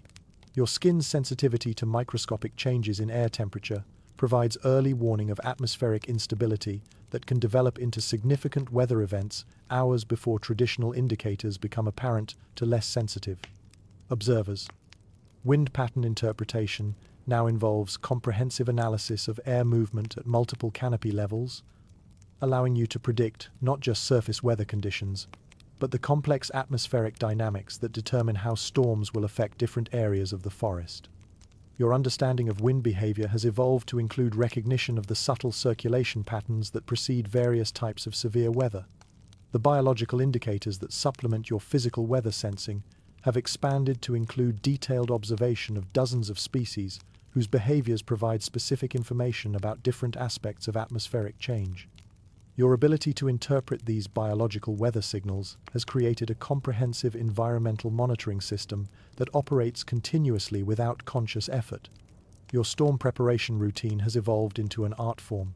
You select shelter with the kind of careful deliberation usually reserved for buying real estate, considering not just immediate protection, but long-term comfort, escape routes, and scenic value for what might be extended stays. The sophisticated shelter selection process you've developed reflects years of experience with the full spectrum of rainforest weather conditions. Your evaluation criteria now include factors that extend far beyond basic protection, incorporating considerations that ensure optimal comfort and safety during extended weather events. Structural analysis of potential shelter locations involves comprehensive assessment of branch architecture, canopy density, drainage characteristics, and wind resistance capabilities. Your ability to predict how different shelter configurations will perform under various weather conditions allows you to select positions that provide optimal protection regardless of storm intensity or duration. Comfort considerations for extended stays have become increasingly important as your weather prediction accuracy allows for more precise planning of shelter occupancy periods. Your shelter selection now includes evaluation of hanging position variety, food source accessibility, and what might be called psychological factors that affect long-term occupancy satisfaction. Escape route planning represents a crucial component of shelter selection that reflects your mature understanding of the unpredictable elements that can affect even the most carefully chosen positions. Your shelter arrangements now include multiple alternative positions and evacuation pathways that ensure continued safety even if primary shelter locations prove inadequate. Scenic value considerations might seem frivolous for storm shelter selection, but your experience has demonstrated that extended weather events are more tolerable when experienced from positions that offer interesting views and pleasant surroundings. Your shelter locations now balance practical protection requirements with aesthetic factors that make prolonged occupancy more enjoyable. During one particularly memorable hurricane season, you spend 3 days in perfect comfort while the forest around you is transformed into something resembling a very wet amusement park ride. Your chosen shelter, a cluster of 3 trees that form a natural windbreak, proves so effective that you find yourself hosting a small community of displaced wildlife who apparently value your real estate expertise. This hurricane experience represents the ultimate validation of your weather prediction and shelter selection capabilities. The storm system that devastates much of the surrounding forest barely affects your carefully chosen position, confirming that your meteorological skills have achieved genuine professional competence. The 3-tree cluster that provides your hurricane shelter demonstrates the kind of sophisticated environmental analysis that now characterizes your approach to weather preparation. The natural windbreak formed by the specific arrangement of these trees creates a microenvironment that remains stable even during extreme atmospheric conditions. Your perfect comfort during this extended storm event results from comprehensive preparation that includes not just shelter selection but strategic positioning of food supplies, backup hanging positions, and alternative route planning. The 3-day duration tests every aspect of your emergency preparation system, validating the effectiveness of your mature approach to weather management. The arrival of displaced wildlife seeking shelter in your protected location provides unexpected confirmation of your reputation as a weather expert. These animals, driven from their own territories by the storm's intensity, apparently recognize your shelter's superior protection capabilities and trust your real estate judgment enough to risk proximity to a potential predator. Your role as host to this temporary refugee community demonstrates the broader forest recognition of your environmental expertise. The various species that seek shelter in your protected location include animals that would normally maintain significant distance from sloths, suggesting that your reputation for weather wisdom has spread throughout the broader ecosystem. Every few years, the local sloth population experiences what can only be described as a social uprising. For reasons that remain mysterious to naturalists and sloths alike, everyone decides to occupy the same general area at roughly the same time. This leads to what you'll remember as either the most crowded or most sociable period of your adult life. The phenomenon of mass sloth congregation represents one of the most inexplicable aspects of your species' social behavior. The gathering occurs without apparent coordination or advanced planning, yet manages to bring together virtually every sloth in the local area with timing that suggests some form of collective consciousness that operates beyond individual awareness. Your first indication of the approaching gathering comes through subtle changes in territorial activity patterns that initially seem unrelated to any coherent social movement. Individual sloths begin making small adjustments to their ranging patterns, gradually shifting their daily activities toward a common geographical focus without apparent communication or deliberate coordination. The magnetic quality of the gathering location seems to operate on principles that remain mysterious even to the participants.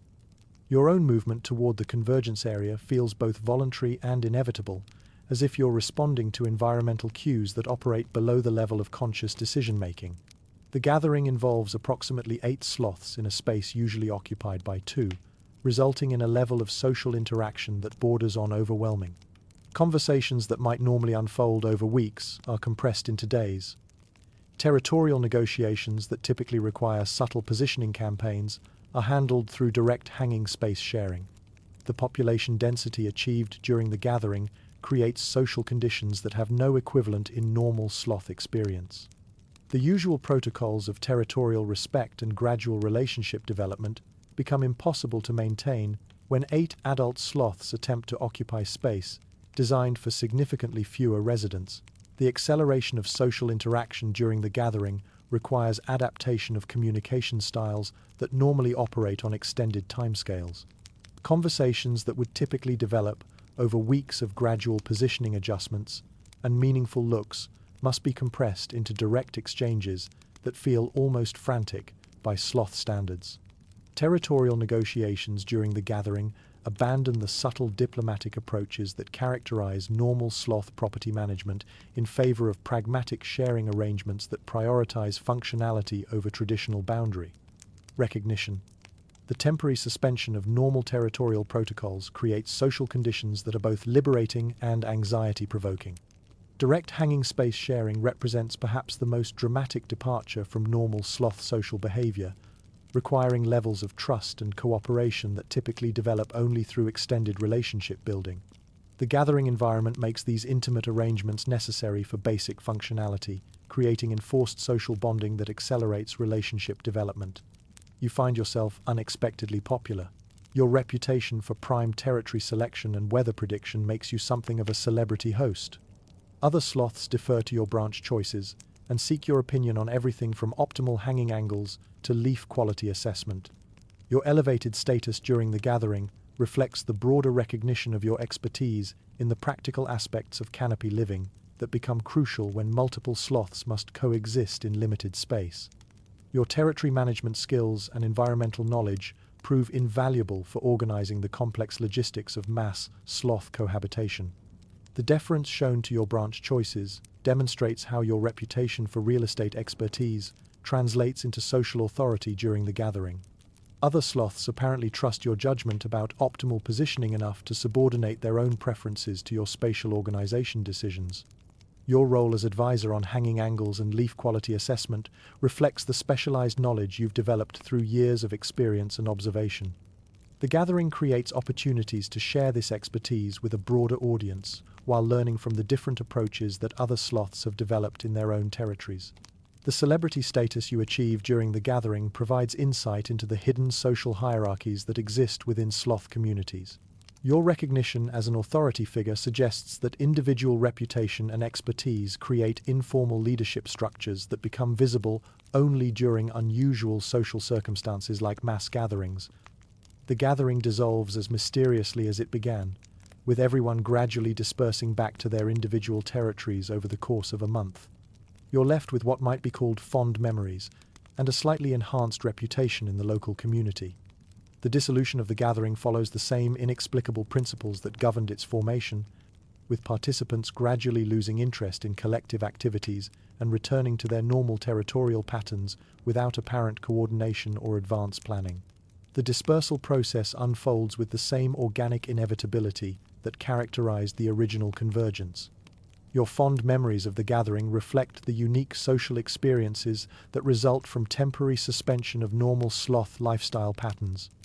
The intensive interaction and accelerated relationship development create connections and understanding that would be impossible to achieve through conventional social approaches. The enhancement of your reputation following the gathering demonstrates how your performance during this social test has elevated your status within the broader sloth community. Your success as both host and advisor during the challenging conditions of mass cohabitation has apparently confirmed your position as a respected authority figure. Love returns during your prime years with a significantly more promising candidate. She appears in your territory one morning with the kind of casual confidence that suggests either exceptional navigation skills or complete disregard for traditional territorial boundaries. The arrival of your mature romantic partner represents a dramatic departure from your earlier courtship experiences, beginning with her bold approach to territorial protocol that immediately distinguishes her from more conventional sloth dating behavior. Her appearance in your domain without advanced negotiation or gradual approach signals either remarkable confidence in her own appeal or sophisticated understanding of your character. Her navigation to your territory demonstrates the kind of precise canopy travel skills that suggest extensive experience with long-distance movement. The directness of her approach indicates either detailed advance reconnaissance of your territorial layout or exceptional ability to assess and navigate complex canopy systems on first encounter. The casual confidence she displays while occupying your territory reflects a level of social sophistication that exceeds your previous romantic experience. Her behavior suggests familiarity with high-level territorial etiquette combined with personal assurance that allows her to take calculated risks with established protocol. Her apparent disregard for traditional territorial boundaries might indicate either rebellious personality traits or sophisticated understanding that your relationship has already progressed beyond conventional preliminary stages. Her bold approach creates immediate intimacy that bypasses the extended courtship rituals that characterize most sloth romantic development. Unlike your previous romantic interest, this female seems genuinely impressed by your hanging technique and territory selection. She spends several days conducting what appears to be a thorough evaluation of your domain, testing various branches and sampling leaves with the focused attention of a professional inspector. Her appreciation for your hanging technique provides the kind of direct positive feedback that was completely absent from your earlier romantic attempts.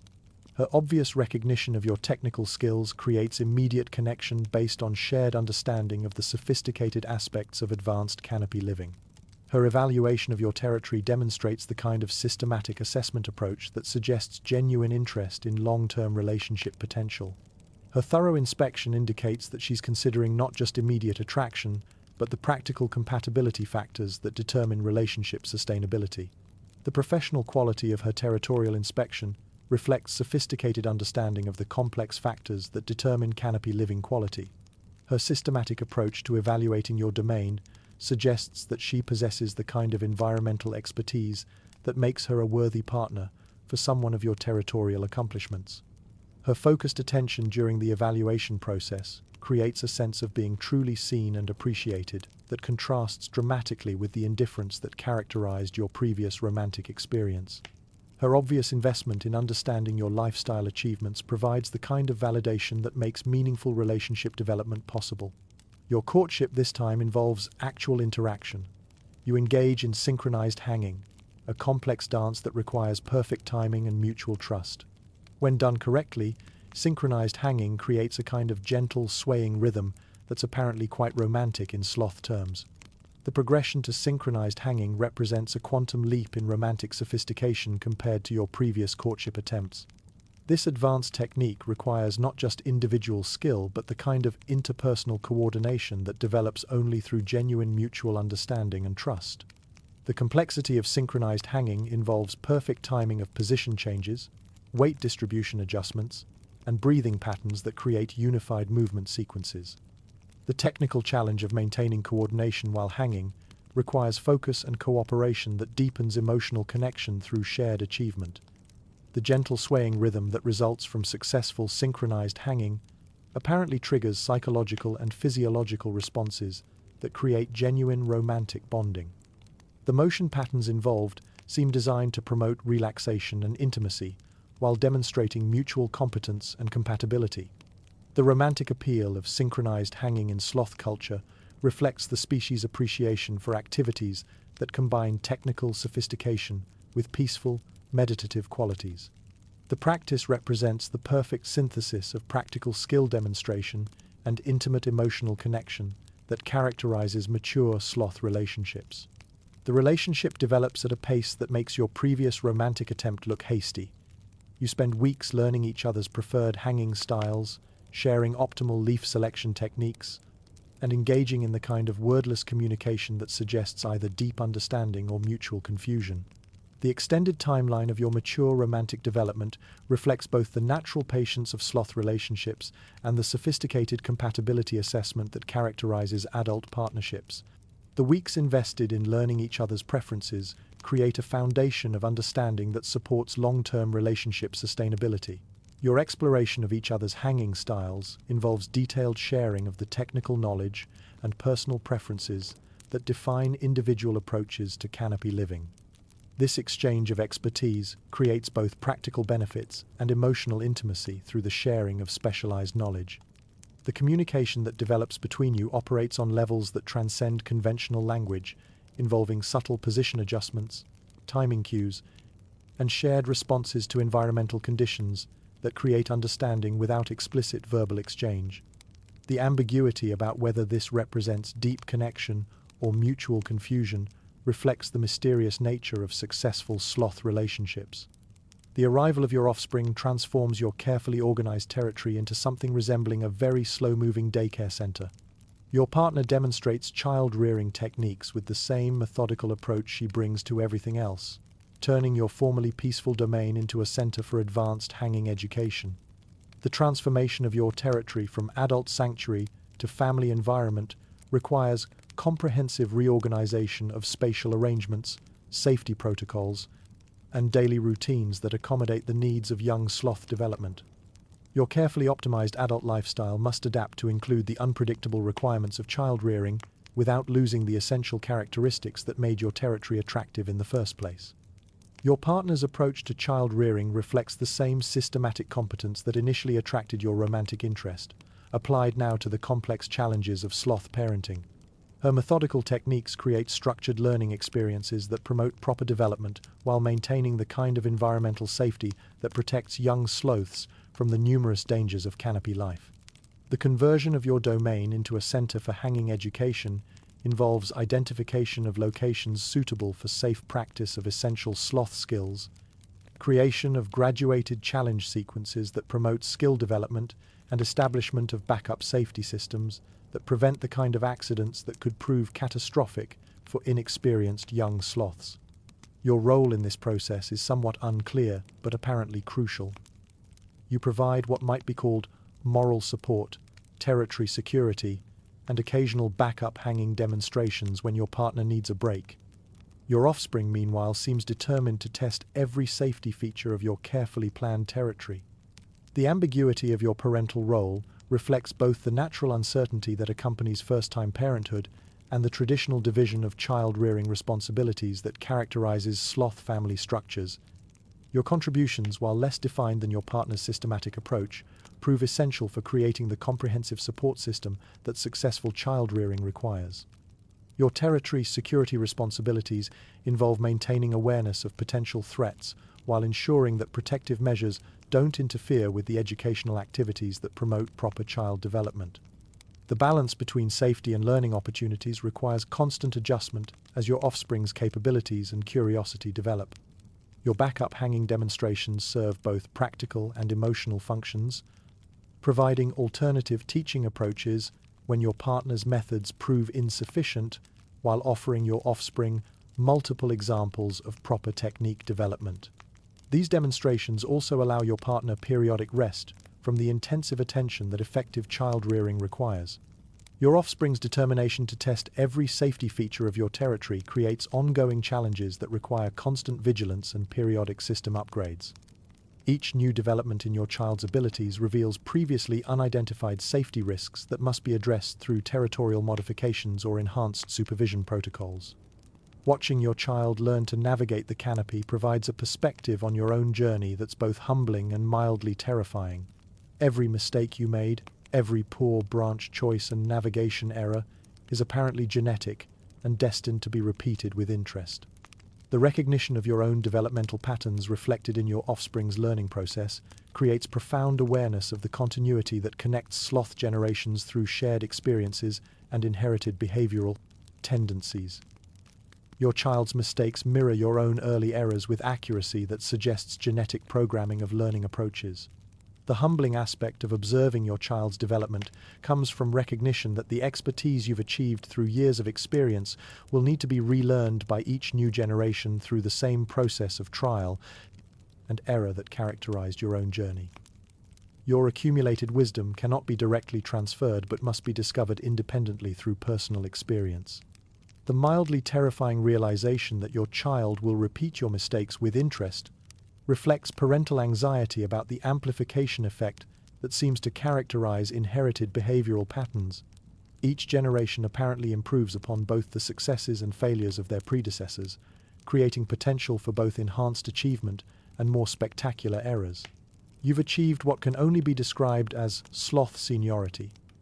Your territory is now recognized as premium real estate throughout the local canopy, and your weather predictions have achieved the status of local legend.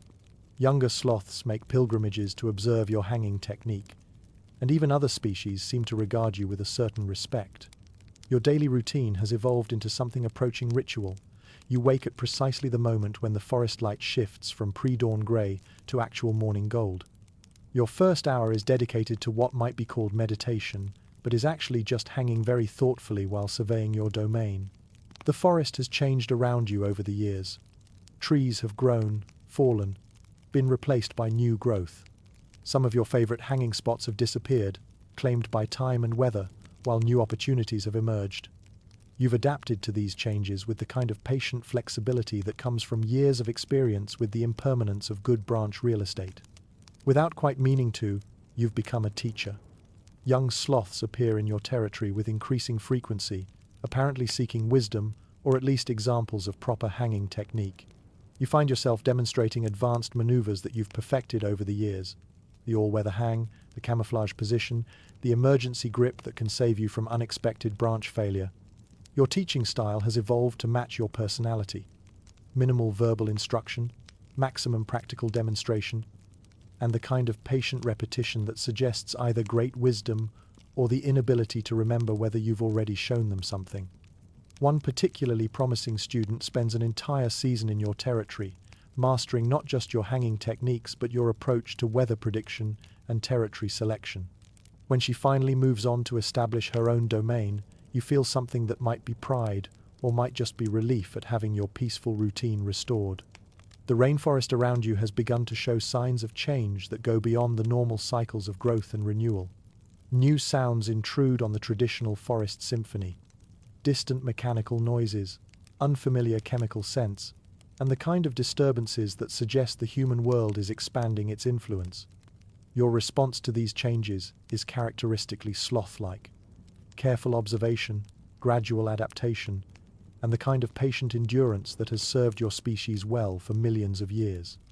You adjust your territory boundaries to avoid the most disturbed areas, develop new routes that circumvent human activity, and maintain the kind of watchful alertness that doesn't interfere with your hanging schedule.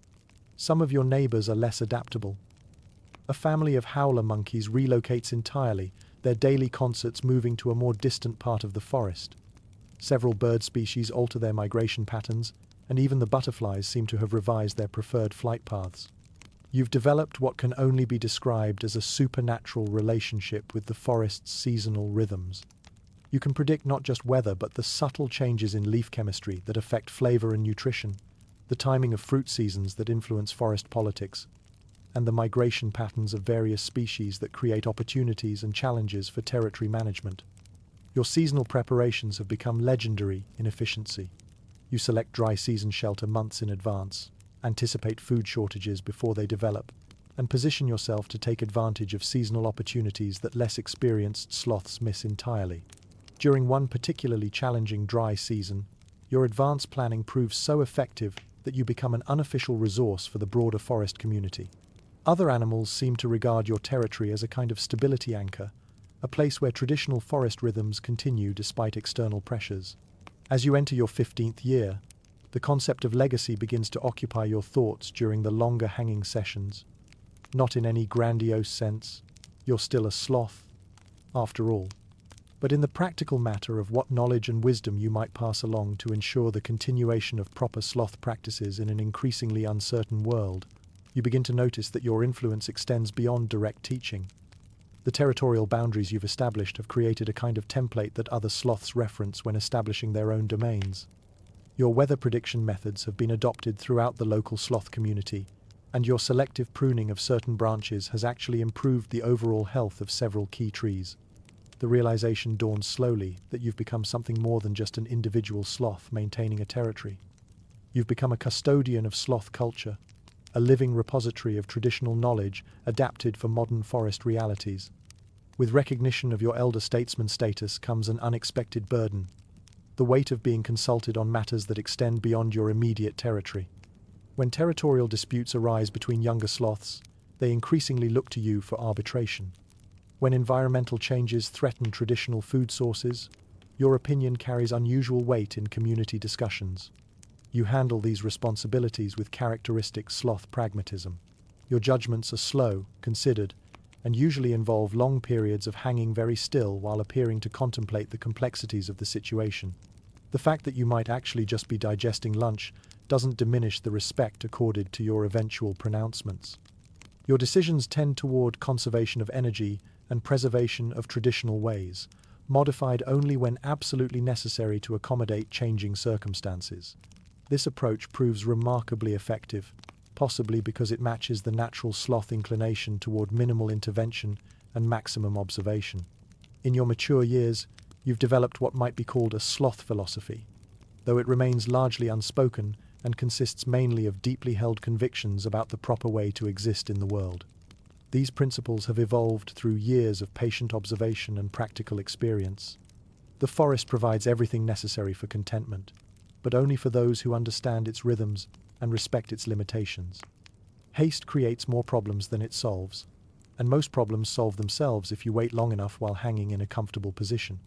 The best territorial boundaries are those that provide security without unnecessary conflict, and the best weather predictions are based on careful observation rather than wishful thinking. Your philosophy extends to relationships with other forest inhabitants. You've learned that most conflicts arise from misunderstandings about territory and resources, and that patient observation usually reveals solutions that satisfy everyone's actual needs rather than their perceived wants. Your hanging technique has reached a level that can only be described as artistic. You've developed signature positions that other sloths attempt to imitate: the contemplative curve, the weather, watching angle, and the defensive posture that suggests both alertness and complete relaxation. Your claws have grown into magnificent specimens, perfectly adapted to your preferred branches through years of use. Your fur has achieved the ideal ecosystem balance, hosting a community of algae and small creatures that provide both camouflage and a sense of contributing to the broader forest food web. The physical changes of age have been incorporated seamlessly into your hanging repertoire. Slightly stiffer joints have led to more deliberate position changes, creating an even more impressive appearance of thoughtful contemplation. Reduced energy reserves have refined your movements to eliminate any unnecessary motion, achieving an efficiency that younger sloths spend years trying to master. As you approach the later years of your prime, you begin to consider the eventual transition of your territory to a successor. This process, like everything else in sloth life, cannot be rushed. The right successor must demonstrate not just technical hanging competence, but the kind of patient wisdom necessary to maintain the stability your territory provides to the broader forest community. You begin to pay closer attention to the young sloths who visit your domain, evaluating not just their current abilities, but their potential for growth and their compatibility with your established territorial arrangements. The selection process involves long periods of hanging in thoughtful silence while observing their behavior under various conditions. The future of your territory represents more than just a personal legacy. It embodies the continuation of sloth traditions adapted for a changing world, a living example of how patience, observation, and gradual adaptation can maintain stability in an increasingly uncertain environment. The irony is not lost on you that slowing down, when you're already the slowest animal in the forest, is a relative concept. What changes is not so much your speed as your priorities. You become more selective about which activities deserve your energy, more focused on the essential aspects of sloth life: optimal hanging, premium leaf selection, and the kind of deep forest observation that comes from decades of patient attention. Your territory has contracted slightly, not from any inability to maintain it, but from a refined understanding of what constitutes truly premium real estate. You've consolidated your holdings to focus on the absolute best hanging spots, the most reliable food sources, and the positions that offer optimal security with minimal energy expenditure. Younger sloths still seek you out, but your teaching style has evolved toward the minimalist. A single demonstration of the perfect hanging angle now conveys more information than the lengthy tutorials of your middle years. Your students seem to understand that they're receiving distilled wisdom, lessons refined by decades of experience. Your memory has become a rich archive of forest history. You remember weather patterns from decades past, the rise and fall of different animal populations, the gradual changes in vegetation that mark the forest's evolution. You've become, without quite intending to, a living record of this small section of rainforest. Some evenings, hanging in the golden light that filters through the canopy, you find yourself reviewing the journey that brought you to this moment. The clumsy early days of learning to hang, the territorial disputes of youth, the romance and parenthood of your prime years, and the gradual accumulation of wisdom that comes from simply paying attention for a very long time. The forest around you continues its ancient rhythms, but you've become more aware of your place in the larger cycles of growth, change, and renewal. You're no longer just a participant in forest life, but a kind of witness to its ongoing story. A new generation has taken over the prime territories of the canopy, and you find yourself in the role of respected elder statesman. Your opinions are sought on matters of territorial boundaries, weather prediction, and optimal hanging technique, but the actual management of forest politics has passed to younger, more energetic sloths. You approve of this transition. The forest benefits from the energy and innovation of new leadership, while you're free to focus on the contemplative aspects of sloth life that have always appealed to you most. Your current territory, while smaller than your prime year's holdings, represents the absolute pinnacle of sloth real estate, perfectly positioned, optimally sheltered, and maintained with the kind of effortless expertise that comes only from decades of experience. From your premium hanging spot, you observe the next generation making the same mistakes you once made, learning the same lessons through experience, and gradually developing their own approaches to the art of sloth life. The forest continues its patient work of growth and renewal, and you continue your role as both participant and witness to its ongoing story.